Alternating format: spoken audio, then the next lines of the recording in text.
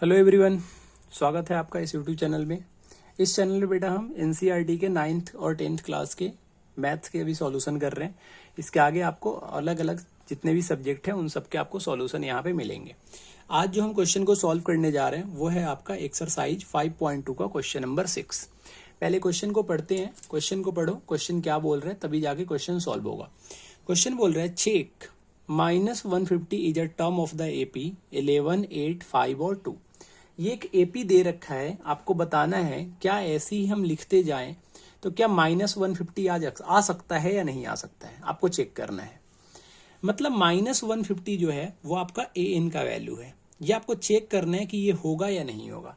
तो एक काम करते हैं बेटा, हम एन की वैल्यू निकाल लेते हैं। अगर एन का वैल्यू निकल के आ जाएगा तो हमें ये पता चल जाएगा कि ये एपी का टर्म है, अदरवाइज टर्म नहीं है। हम ऐसे ही तो चेक करते हैं। जैसे अगर हमसे पूछा जाता, मान लो 11, 8 और 5 दे देता और पूछता क्या कभी यहाँ पे 2 आ सकता है, तो हम टर्म निकाल लेते, आगे सॉल्व कर लेते 2 को देके, है ना। तो हमें पता चल जाता कि ये होगा या नहीं होगा।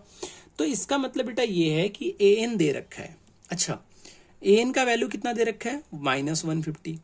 ठीक है, ए का वैल्यू कितना दे रखा है, ए का वैल्यू है आपका 11। एपी के फर्स्ट टर्म को ए बोलते हैं। डी क्या होता है, इनके बीच का डिफरेंस, मतलब सेकंड वाले में से फर्स्ट वाले को माइनस करो। 11 में से 8 को बिल्कुल नहीं करना, 8 में से 11 को करना है। और 8 में से 11 को जब माइनस करोगे तो कितना आएगा, -3 आएगा। यहां तक तो आप समझ रहे होगे।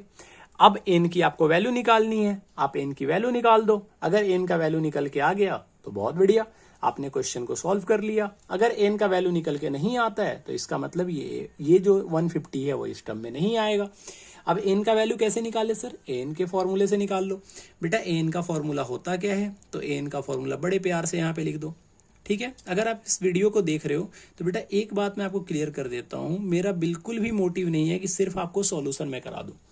मेरा बस इतना सा मतलब है कि अगर आप इस वीडियो को देख रहे हो तो इसके रिलेटेड अगर कोई भी क्वेश्चन आ जाए, किसी भी बुक का हो, चाहे वो आर.डी. शर्मा हो, आर.एस. अग्रवाल हो, सैंपल पेपर हो, अरियन, तो कुछ भी हो, कहीं से भी कोई भी क्वेश्चन आ जाए, अगर इस तरीके का क्वेश्चन आ जाए तो आपका कंसेप्ट बिल्कुल क्लियर होना चाहिए कि इस क्वेश्चन को करते कैसे हैं। ये नहीं कि सिर्फ एनसीईआरटी को करवा दिया। अगर एनसीईआरटी को सिर्फ करवाना होता बेटा तो काफी शॉर्ट में मैं आपको इसके आंसर बता सकता था और आप समझ भी जाते। ठीक है, लेकिन मेरा मकसद वो बिल्कुल नहीं है। मेरा मकसद है कि आपको मैं पूरी तरीके से इनको कंप्लीट करवाऊं, कंसेप्ट बिल्कुल सिखा के भेजूं आपको। अगर आप वीडियो को देख रहे हो तो इसके बाद फिर दोबारा आपको वीडियो देखने की जरूरत नहीं पड़नी चाहिए। अब वैल्यू पुट कर दिया, ये +11 है, इधर आएगा तो -11 होगा। और जब 150 में आप -11 को ऐड करोगे तो मैं बेटा डायरेक्ट लिख दूं -161, तो ये हो जाएगा आपका -161। यहां तक तो समझ रहे हो आप। ठीक है सर, इज इक्वल टू कितना आ जाएगा, ये आपका आ जाएगा n-1 इंटू -3। अब बेटा आपको क्या पढ़ा रखा है कि -3 इन पूरे के मल्टीप्लाई में, दूसरी साइड जाएगा तो किस में जाएगा, ये डिवाइड में, दूसरी साइड जाएगा तो किस में जाएगा, ये डिवाइड में। तो -3 को दूसरी साइड भेजो, डिवाइड करो, तो ये हो जाएगा आपका -161 अपॉन में -3 इज इक्वल टू n-1। समझ रहे हो आप, समझ रहे होगे अच्छे तरीके से। जब आप इसको सॉल्व करोगे तो इसको सॉल्व करने पे वैल्यू कितना आएगा, वैल्यू बताओ मुझे। माइनस माइनस कट जाएगा लेकिन 3 से ये डिवाइड नहीं होगा। ऐसा मैं क्यों बोल रहा हूँ, क्योंकि आप डिवाइड करके देख सकते हो 3 से। इनको प्लस करो, 6, 1, 7 और 1, 8। 3 से डिवाइड करोगे तो ये पॉइंट में कुछ करके आएगा, 3, 5 या 15 आएगा। फिर आपका आएगा 1, तो आप 0 दे दो यहाँ पे, फिर पॉइंट लगा दो, फिर 3, 3 या 9, ऐसे ही करके चलते रहेगा। तो ये आपका कितना आ जाएगा, ये आपका आ जाएगा n-1 का जो वैल्यू होगा वो आपका आ जाएगा 50.33। और जब 50.33 आ गया तो n का आप वैल्यू निकालोगे तो ये -1 उधर जाएगा तो +1 हो जाएगा, तो ये हो जाएगा 51.33। और बेटा क्या आपने कोई टर्म ऐसा देखा है जो पॉइंट में हो?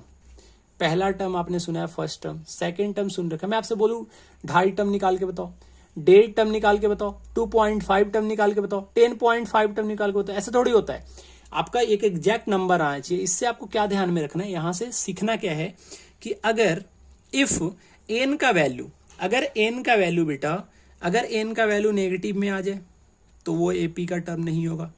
अगर एन का वैल्यू फ्रैक्शन में आ जाए, मतलब p अपॉन में q के फॉर्म में आ जाए, तो वो नहीं होगा। अगर एन का वैल्यू डेसिमल में आ जाए तो वो भी आपका आंसर नहीं हो सकता है, मतलब वो एपी का टर्म नहीं है। इस बात को अच्छे तरीके से आप नोट कर लो। ठीक है बेटा, उम्मीद करते हैं आपको इस सॉल्यूशन समझ में आएगा। अच्छा, इसका आंसर पूछ रहे हो आप, आंसर बेटा लिख दो, no this is not a term of AP.